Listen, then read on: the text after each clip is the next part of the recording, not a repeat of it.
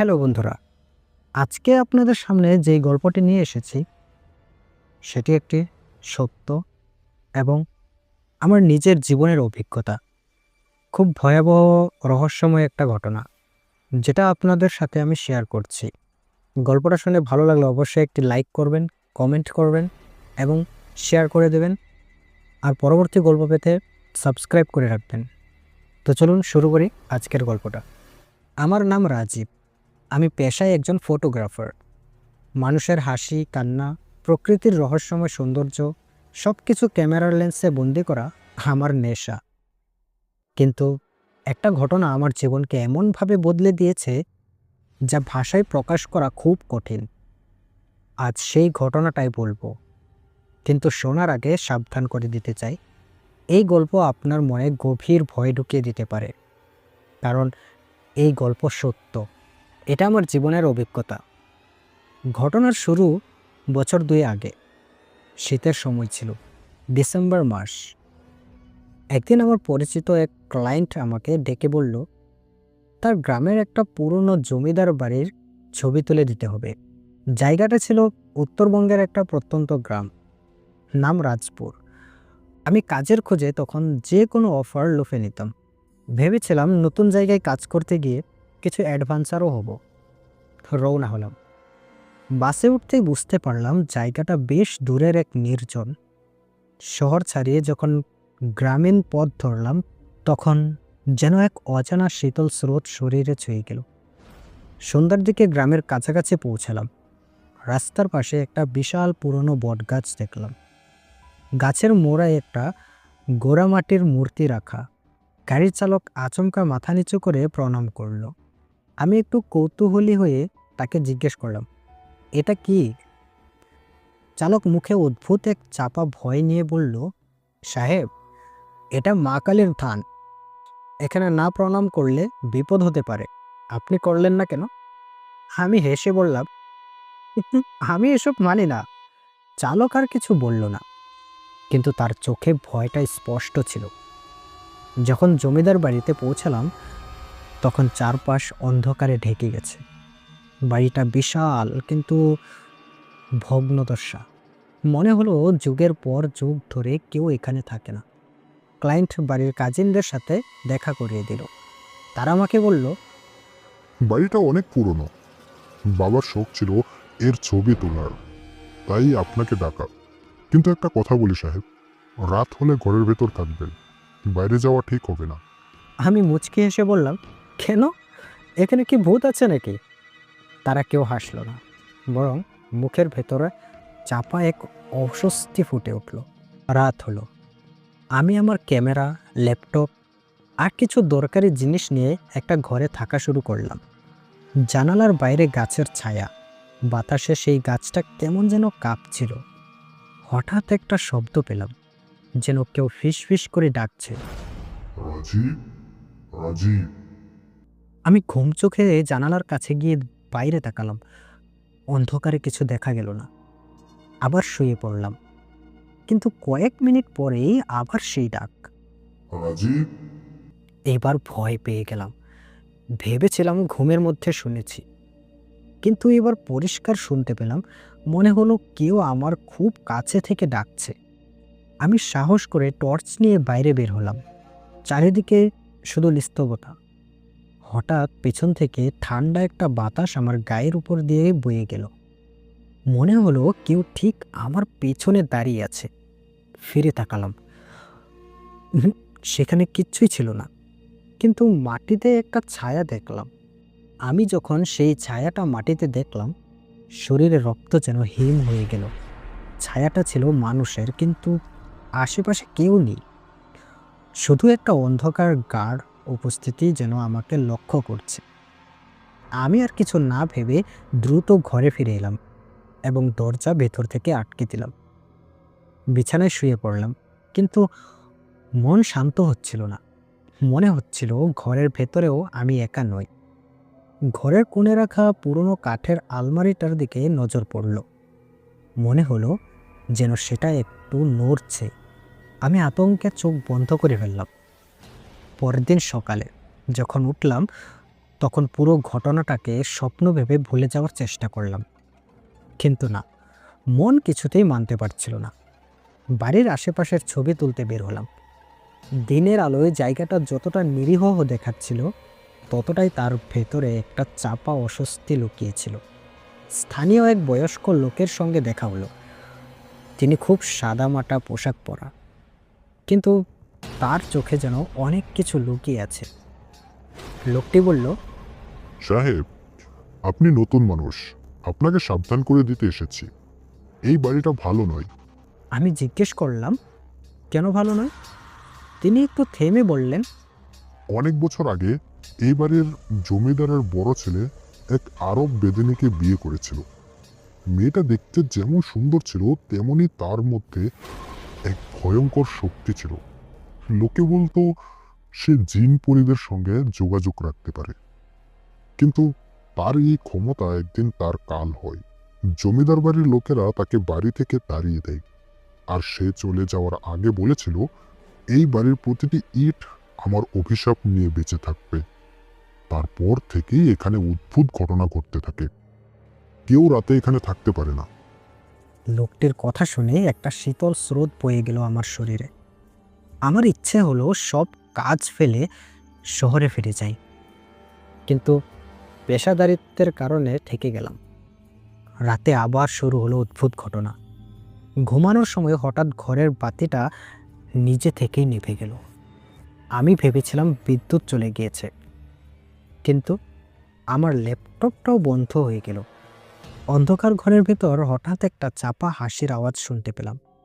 ভয় পেয়ে উঠে দাঁড়ালাম, আর তখনই শুনলাম, তোমার যাত্রা এখানে শেষ, রাজীব। কণ্ঠস্বরটা যেন ঠিক আমার মাথার ভেতর থেকে আসছে।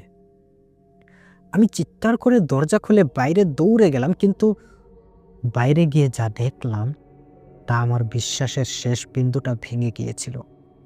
জমিদার বাড়ির সামনে বটগাছের নিচে দাঁড়িয়ে আছে একটা স্পষ্ট অবয়ব। অন্ধকারে তার পুরো চেহারা দেখা যাচ্ছিল না, কিন্তু তার চোখ যেন আগুনের মতো জ্বলছিল। আমি জায়গায় স্থির হয়ে গেলাম। আমার পা চলছিল না। সে এগিয়ে এলো ধীরে ধীরে। আমি মুখে কোনো শব্দ করতে পারছিলাম না। তার হাত লম্বা, আঁকাবাঁকা, আর তার মুখ থেকে একটা অদ্ভুত গন্ধ আসছিল, যেন পোড়া কিছু। সে বলল, তুমি এখানে কেন এসেছো? এই বাড়ি আমার। চলে যাও, না হলে তোমার আত্মাও এখানে বন্দি থাকবে। আমি তখন বুঝতে পারলাম এটা কোনো ভূত নয়, এটা জিন, একটা শক্তিশালী জিন, যে এই জমিদার বাড়িটাকে তার আবাস বানিয়েছে। জিনের সেই কথাগুলো শুনে আমার পুরো শরীর অবশ হয়ে গিয়েছিল।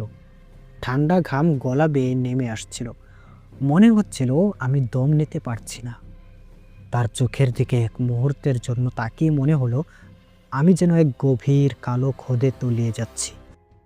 হঠাৎ সে একটা অদ্ভুত মুচকি হাসি দিল, আর সেই হাসির আওয়াজ বাতাসে কানে বেজে উঠল, যেন বহুজন একসঙ্গে হাসছে। আমি আর দাঁড়াতে পারলাম না, মাটিতে পড়ে গেলাম। তখনই একটা শীতল হাত আমার ঘাড়ে স্পর্শ করলো। শরীরটা যেন বরফে ঢেকে গেল, আর আমার চোখের সামনে ঝোপসা সব দৃশ্য ভেসে উঠতে থাকলো। আমি দেখলাম এক তরুণী মেয়েকে, যার গায়ে লাল পোশাক। সে জমিদার বাড়ির বড় গেটের সামনে দাঁড়িয়ে চিৎকার করছে, তার গলায় অভিশাপের সুর। তোমরা আমাকে তাড়িয়ে দিলে, আমার সঙ্গী সাথীরা দেখবে তোমাদের রক্তের প্রতিটা বিন্দুর দাম দিতে হবে। সে কথা শেষ করতেই আকাশ অন্ধকার হয়ে গেল। বাড়ির চারপাশে যেন এক কালো ধোঁয়া জমতে শুরু করলো, আর সেই ধোঁয়ার ভেতর থেকে বিশাল আকারের ছায়ামূর্তি উঠে এলো। দৃশ্যগুলো এতটাই জীবন্ত আর বাস্তব মনে হচ্ছিল যে আমার মনে হচ্ছিল আমি সেই মুহূর্তে উপস্থিত। তখনই বুঝলাম এই জিন সেই আরব বেদেনীর সঙ্গী, যে তার অভিশাপ বাস্তবায়ন করতে এসেছে। আমি চিৎকার করে উঠে দাঁড়ানোর চেষ্টা করলাম, কিন্তু পা চলছিল না। জিনটা আমার সামনে এসে ফিসফিস করে বলল, তুমি তো সেই দুর্ভাগা যে এখানে এসে আমার শয়তানের খাঁচায় পা দিয়েছে। তুমি কি জানো, এই বাড়ির প্রতিটা ইট প্রতিটা দেয়াল আমার শক্তিতে বাধা। কেউ আমার চারপত্র ছাড়া এখানে আসতে পারে না। আমি কাঁপতে কাঁপতে বললাম, "আহ, আমি কিছুই করিনি, আমি শুধু ছবি তুলতে এসেছি।" সে হাসতে হাসতে বলল, তোমার এই ক্যামেরায় তোমার কাল হবে। তুমি যা দেখেছো তা মানুষের চোখে দেখা যায় না। তুমি যা তুলে নিয়ে যাচ্ছ তা অন্য জগৎকে ছুঁয়ে দেবে, আর তার শাস্তি তোমাকে পেতেই হবে। আমি তখন প্রাণপণে পালানোর চেষ্টা করলাম। বাড়ির ভেতরে ছুটতে ছুটতে একটা ঘরে ঢুকে দরজা আটকে দিলাম, কিন্তু জানতাম কোনো দরজা বা দেয়াল এই অশুভ শক্তিকে আটকাতে পারবে না। বাইরে থেকে দরজায় টোকা পড়ল, প্রথমে একবার, তারপর ধীরে ধীরে সেই শব্দ বাড়তে লাগলো, আর সেই সঙ্গে শুনতে পেলাম মেয়ের কণ্ঠস্বর। রাজীব, আমাকে খুলে দাও, আমি তোমার মতোই বন্দি, আমাকে বেরোতে দাও। আমি জানতাম এই কণ্ঠ কোনো মানুষের নয়, এটা প্রতারণা। কিন্তু সেই কণ্ঠ যেন আমার মাথার ভেতর ঢুকে আমার মনকে নিয়ন্ত্রণ করার চেষ্টা করছিল। আমি নিজেকে বাঁচানোর জন্য দরজা থেকে দূরে সরে গেলাম। হঠাৎ জানালা দিয়ে দেখলাম বাইরে বটগাছের নিচে একটা দলা পাকানো ছায়া গড়িয়ে আসছে। সেটা ঘরের চারপাশ ঘুরে বেড়াচ্ছে। মনে হলো পুরো বাড়িটা যেন একটা ফাঁদ। আমি মনে মনে প্রার্থনা করতে শুরু করলাম। অন্ধকার বাড়ির ভেতর একদম একা, চারপাশে শুধু শীতল শ্বাসের আওয়াজ আর ফিসফিসানি। কিন্তু ঠিক তখনই একটা ভারী আওয়াজ হলো, পুরো বাড়ি কেঁপে উঠল। আমি জানালার বাইরে তাকালাম, বটগাছটা যেন হেঁটে আসছে। আমি আর এক মুহূর্ত সেখানে থাকতে পারলাম না। ক্যামেরা আর ল্যাপটপ ফেলে দিয়ে প্রাণপণে দৌড়াতে শুরু করলাম। পিছনে শুনতে পেলাম সেই অশুভ হাসি, সেই কণ্ঠস্বর। তুমি পালাতে পারবে না রাজীব, কেউ কখনো পারেনি।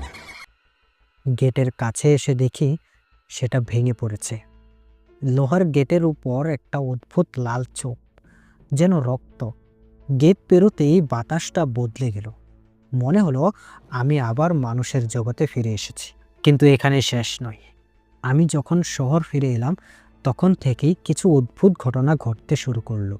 আমার ক্যামেরার তোলা ছবিগুলোতে এমন কিছু দেখা গেল যা কোনো মানুষের চোখে ধরা পড়ার কথা নয়। ছায়া, বিকৃতি, মুখ আর অন্ধকার। রাতে আমি ঘুমাতে পারতাম না। বাড়ির দরজা জানালা বন্ধ থাকলেও মনে হতো কেউ আমাকে দেখছে। একদিন ঘুমের মধ্যে হঠাৎ আমার গলায় সেই শীতল হাতের স্পর্শ পেলাম। চোখ খুলতেই দেখলাম সেই আগুনের মতো জ্বলন্ত চোখ আমার সামনে। তুমি পালাতে পারবে না রাজীব, আমরা তো তোমার ভেতরে বাস করি। আমি সেই রাতের কথা কখনো ভুলতে পারবো না। সেই আগুনের মতো জ্বলন্ত চোখ আর ভয়ানক ফিসফিসানি যেন আমার চারপাশ ঘিরে ধরেছিল। আমি লাফ দিয়ে উঠলাম, কিন্তু ঘরটা তখনও অন্ধকারে ডুবেছিল। দরজা জানালা সব বন্ধ থাকার পরেও মনে হচ্ছিল যেন হাড় কাঁপানো শীতল বাতাস ঘরের ভেতর ঘুরে বেড়াচ্ছে। বিছানার পাশ থেকে অদ্ভুত একটা শব্দ আসতে লাগলো, যেন কেউ কাঠের মেঝেতে নখ ঘষছে। আমি উঠে টর্চ লাইট চালালাম, কিন্তু কিছুই দেখলাম না। হঠাৎ আমার মাথার উপর খট খট শব্দ হলো। মাথা তুলে তাকাতেই গলার ভেতর থেকে একটা চিৎকার বেরোতে যাচ্ছিল। সিলিং থেকে নিচে ঝুলছে একটা লম্বা ছায়া মূর্তি। সেই আগুনের মতো চোখ আমার দিকে ঘুরে আছে।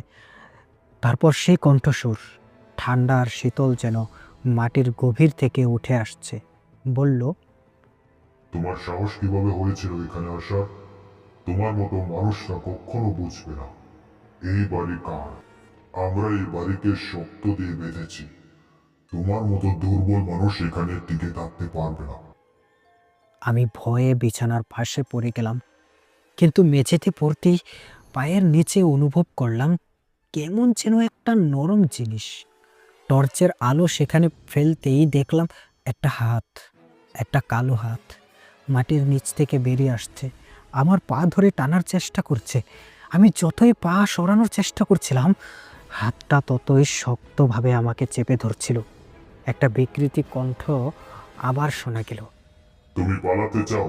তাই না? কিন্তু এই বাড়ির কেউ পালাতে পারেনি। তারা সবাই এখন আমার দাস। তোমার আত্মাও তাই হবে। আমি নিজের সমস্ত শক্তি দিয়ে পা ছাড়িয়ে নিয়ে বিছানার কোণে গুটিয়ে বসে পড়লাম। ঘরের চারিদিকে ছায়াগুলো কাঁপছে, যেন পুরো ঘরটাই তাদের আওয়াজে ভরে গেছে। জানালার কাছে দেখলাম বাইরের বটগাছের ঢালগুলো অদ্ভুতভাবে নড়ছে, যেন তারা আমার দিকে এগিয়ে আসতে চায়। তখনই দরজায় একটা ধাক্কার শব্দ হলো, প্রথমে একবার, তারপর বারবার, আর সেই সঙ্গে ভেতর থেকে ভেসে আসতে লাগলো চাপা হাসি, যেন অনেকগুলো লোক একসঙ্গে হাসছে। আমি দরজার কাছে যেতেই দরজাটা হঠাৎ ভেঙে গেল। দরজা খুলতেই বাইরে কোনো মানুষ ছিল না, কিন্তু বাতাসে এক অদ্ভুত ঘ্রাণ, পোড়া মাংসের গন্ধ আর কিছু একটা পচে যাওয়ার মতো এক গন্ধ। আমার বুক ধুকধুক করছিল, মনে হচ্ছিল এখনই হৃৎপিণ্ডটা বন্ধ হয়ে যাবে। আমি ঘরের বাইরে বেরিয়ে সিঁড়ি দিয়ে নিচে নামতে শুরু করলাম, কিন্তু সিঁড়ির প্রতিটা ধাপে মনে হচ্ছিল কেউ আমার পিছনে পা ফেলে আমাকে অনুসরণ করছে। হঠাৎ পিছনে তাকালাম, আর তখনই দেখলাম অন্ধকারের ভেতর থেকে একটা মুখ আমার দিকে তাকিয়ে আছে। তার মুখটা বিকৃতি, নাক নেই, চোখের জায়গায় ফাঁকা গর্ত। সে ফিসফিস করে বলল, তুমি কোথাও পালাতে পারবে না। এখানে আসার পর কেউ ফিরে যায় না। আমি পাগলের মতো ছুটতে শুরু করলাম। বাড়ির প্রধান দরজায় পৌঁছাতেই সেটাও বন্ধ। দরজার উপরে সেই আগুনের চোখ দেখা গেল, যেন বাড়ি নিজেই আমাকে ধরে রাখতে চায়। আমি কাঁপতে কাঁপতে চিৎকার করলাম, কে কে তুমি? আমাকে কি চাও? তখনই চারিদিকে হাসির আওয়াজ আবার শোনা গেল, আর সেই ফিসফিসানিটা আরো কাছ থেকে এলো। তুমি আমার জন্য এসেছো রাজীব। তোমার ভয় আমাদের খাদ্য। যত তুমি ভয় পাবে ততই আমরা শক্তিশালী হব। আমি যতই পালানোর চেষ্টা করি, ততই যেন বাড়িটা আমাকে তার ভেতরে টেনে নিচ্ছিল। দরজা, জানালা, সিঁড়ি, সব জায়গায় সেই ছায়ামূর্তি উপস্থিতি। চারপাশে চাপা শ্বাস, ফিসফিসানের আওয়াজ, যেন বাড়িটা নিজেই জীবন্ত হয়ে উঠেছে। আমি পুরো শক্তি দিয়ে প্রধান দরজাটা ধাক্কাতে শুরু করলাম। দরজাটা খুলছিল না। হঠাৎ পিছনে সেই অদ্ভুত কণ্ঠস্বর শুনতে পেলাম, তুমি এখনো পালানোর চেষ্টা করছো। তুমি কি বুঝতে পারছো না? তুমি আমার খোলার পুতুল। এই বাড়ি ছাড়ার একটাই উপায় রাজীব। তোমার আত্মা আমাকে সমর্পণ করো। আমি ভয়ে কাঁপতে কাঁপতে পিছনে ফিরলাম। জিনটা এবার পুরোপুরি স্পষ্ট হয়ে দাঁড়িয়েছিল। তার শরীর অস্পষ্ট, কালো ধোঁয়ার মতো, কিন্তু তার মুখে একটা বিকৃতি হাসি। সেই আগুনের চোখ, লম্বা পাকা নখ, তার চারপাশে ঘুরে বেড়ানো অন্ধকারের ছায়াগুলো যেন মৃত্যুর এই প্রতীক। আমি চিৎকার করে বললাম, তোমাকে আমি কিছুই দেইনি, আমাকে ছেড়ে দাও। সে হেসে বলল, তুমি আমাকে দাওনি, কিন্তু তুমি এখানে এসেছো। যারা এখানে আসে তাদের জন্য কিছু নিয়ম আছে, এবং তুমি সেই নিয়ম ভেঙেছো। আমি বুঝতে পারলাম এখানে থাকা মানে আমার জীবনের শেষ। আমি বাঁচতে হলে কিছু একটা করতে হবে। হঠাৎ মনে পড়ল স্থানীয় সেই বয়স্ক লোকের কথা। তিনি বলেছিলেন, এই জায়গায় কেউ থাকতে পারে না, কিন্তু প্রার্থনা করলে শক্তি পাওয়া যায়। আমি তখন প্রার্থনা শুরু করলাম, ও আল্লাহ, আমাকে এই দানবের হাত থেকে রক্ষা করো।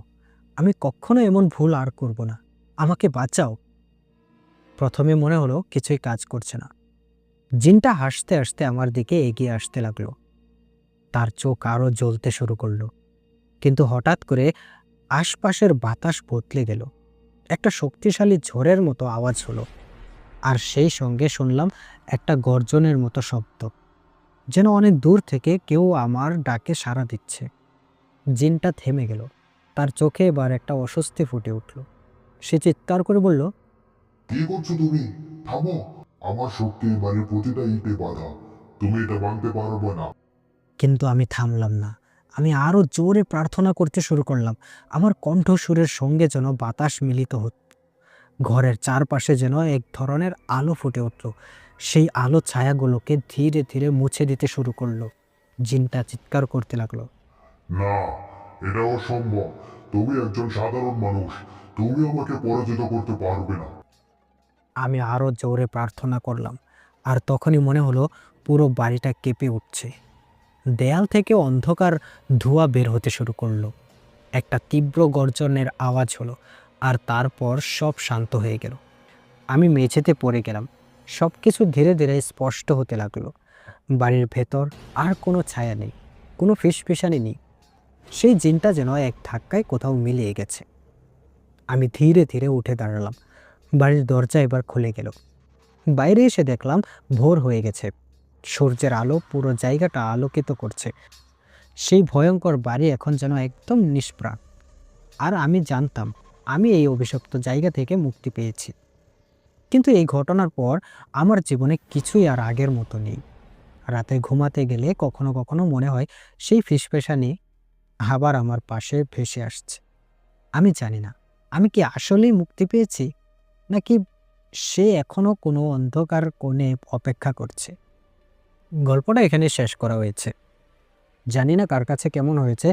যদি ভালো লেগে থাকে তাহলে অবশ্যই একটি লাইক করে শেয়ার করে দিবেন, এবং পরবর্তী গল্প পেতে আমাদের ভৌতিক বার্তা চ্যানেলটি সাবস্ক্রাইব করে রাখুন।